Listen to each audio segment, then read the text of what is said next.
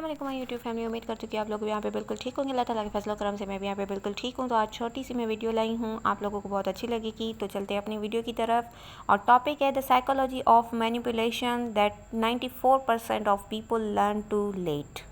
It means के psychology के हिसाब से यहाँ पे 94% जो पीपल होते हैं वो सीखने में बहुत ज़्यादा लेट कर लेते हैं, और उसके कुछ रीज़न्स है जो कि आगे चल के मैं आप लोगों के साथ शेयर करूँगी। The first reason, gas lighting.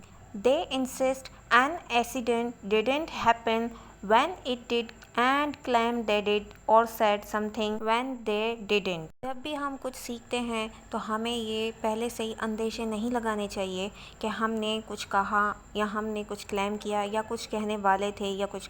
हमेशा कोई भी ऐसा गोल हो तो हमें अपनी बात का जो अपनी परसेप्शन है, जो अपने माइंड में जो बात चल रही है उसी वक्त डिलीवर करनी चाहिए ताकि हम सीख सकें अच्छे तरीके से। The goal is to make your question your own reality, memory और परसेप्शन। ये सब जो हैं हमारे गोल के मुतालिक ही क्वेश्चंस होते हैं, रियलिटी होती है, मेमोरी होती है, परसेप्शन होते हैं, जो कि हम करते हैं तभी हम अपने गोल से ज़्यादा करीब होते जाते हैं। Always is give yourself permission to leave the conversation when it start. हमें अपने आप को एक खुला रखना चाहिए, परमिशन देनी चाहिए कि हम अपनी कन्वर्सेशन को जो है स्टॉप ना रखें, कोई रिस्ट्रिक्शन ना रखें। जब हम आप कुछ कहना चाह रहे हैं, कुछ बोलना चाह रहे हैं या कुछ पूछना चाह रहे हैं तो एक खुली आज़ादी होनी चाहिए। The next thing is silent treatment. They stop all form of communication bye ignoring all your call and text. Silent treatment से हमें क्या होता है कि ये स्टॉप कर देता है ऑल फॉर्म ऑफ कम्युनिकेशन, के हर किस्म की कम्युनिकेशन से ये स्टॉप करवा देता है और इग्नोर करने लगता है कोई भी किस्म की कॉल और टेक्स्ट को। फिर इससे क्या होता है कि हम एक स्टॉप की एक साइलेंट मोड में चले जाते हैं। You end up doing just about anything to stop the feeling and the sense of punishment. हम जो है क्या कर देते हैं कि एंड ऑफ डूइंग कुछ भी करने से हम जो है रुक जाते हैं, एक एवरीथिंग जो है हम अपनी स्टॉप कर देते हैं और फील करना स्टार्ट कर देते हैं जैसे हम किसी पनिशमेंट में हो।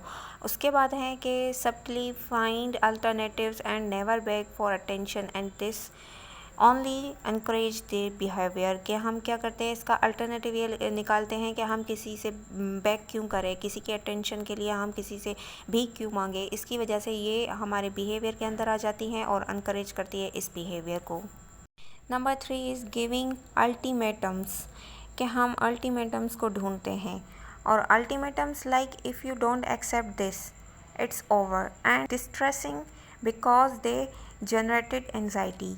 कि मतलब अल्टीमेटम्स से मुराद ये है कि हम कुछ चीज़ जो है एक्सेप्ट नहीं कर सकते या हमसे नहीं हो पा रहा तो हम यहाँ पर ओवर कर देते हैं और इसकी बिना पर हमें एंजाइटी को जनरेट कर देते हैं। All or nothing threat put pressure on you to make a decision before you are ready.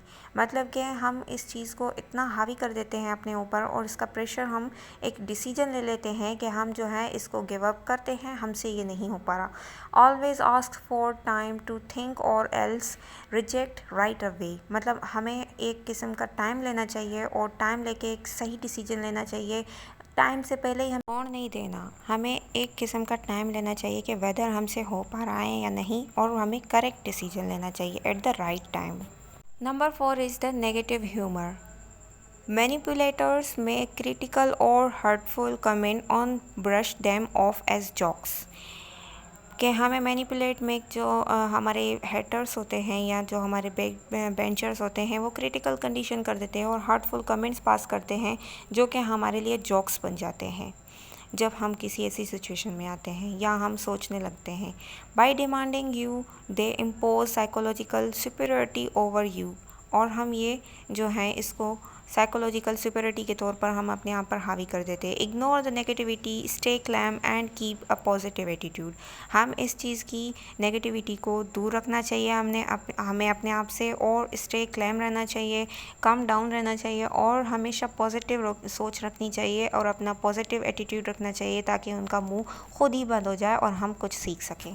Next thing is familiar meeting location. A manipulative person may insist on your meeting and interacting in a physical space where space they can exercise more dominance and control. अब यहाँ पे manipulating person जो है insist करवाता है आपसे, या कोई मीटिंग या इंट्रैक्शन करवाता है फिज़िकल स्पेस में जहाँ के एक्सरसाइज हो आपकी और डोमिनेंस जो है ज़्यादा हो और कंट्रोल यहाँ पे ऐसी चीज़ें ज़्यादा हो जहाँ पे आप फैमिलियर रह सके। तो try to stick a neutral place that is new to both of you.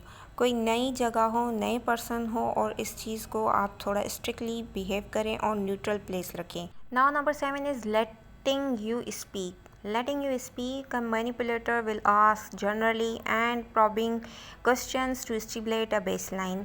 अब मैनिपुलेटर क्या कहेगा कि वो जो है मतलब जनरली आपसे क्वेश्चनिंग करेगा, स्टेब्लिश करेगा एक बेसलाइन ताकि हमें पता चले कि हम सीख भी रहे हैं। उसके अलावा they then use this baseline to evaluate your strength and weakness. अब वो वहाँ से क्या करेगा, इस बेसलाइन के ज़रिए वो इवेल्यूएट करेगा कि आपकी स्ट्रेंथ क्या है और आपकी वीकनेस क्या है। Don't over share, always ask question to fully understand the person perspective. कि यहाँ पे जो है ओवर आपको शेयरनेस नहीं करनी, ऑलवेज आपको ऐसे क्वेश्चन करना है और आपको ऐसे समझना है कि आपको फुली जो उसका पर्सन का परसेप्शन है वो आपको समझ आ जाए और पर्सन जो पर्सपेक्टिव रख रहा है उसको भी आप उसको ईजिली अंडरस्टैंड कर सके। Now number 8 and last is intellectual bullying. This is when someone overwhelms you with facts, statistics or jargon you may have knowledge in. ये तब होता है जब आपको कोई अपने हकायत बताता है या कुछ फैक्ट बताता है या स्टैटिक जॉर्गन वगैरह बताता है कि आपके पास कोई नॉलेज नहीं है। This is the intellectual bullying. और मेन गोल आपको जो है वो जो है नहीं बताता, वो अपनी मीटिंग इसलिए रखवाता है ताकि आप जो है सीधी सौली बात जो आपका मकसद है वो आप बता सके। तो इस तरह की जो भी मीटिंग हो उसमें आप जल्दी ना करें, आप अपना मकसद ना बताएं। जब तक वो आपको कोई ऐसा जो है अपना प्लान नहीं बताता तब तक आप अपना मकसद उनको ना बताएं। तो ये सारे थे फैक्ट और इन सारी चीज़ों को आप इग्नोर करके सीखना जो है कोई भी उम्र सीखने के लिए नहीं होती, सारी ज़िंदगी पड़ी आप कभी भी सीख सकते हैं। तो उम्मीद करती हूँ कि आप लोगों को मेरी ये वीडियो छोटी सी बहुत अच्छी लगी होगी। ऐसी मेरी सपोर्ट बढ़ाते रहिएगा और तब तक के लिए अल्लाह हाफ़िज़। मिलूँगी किसी और वीडियो के साथ।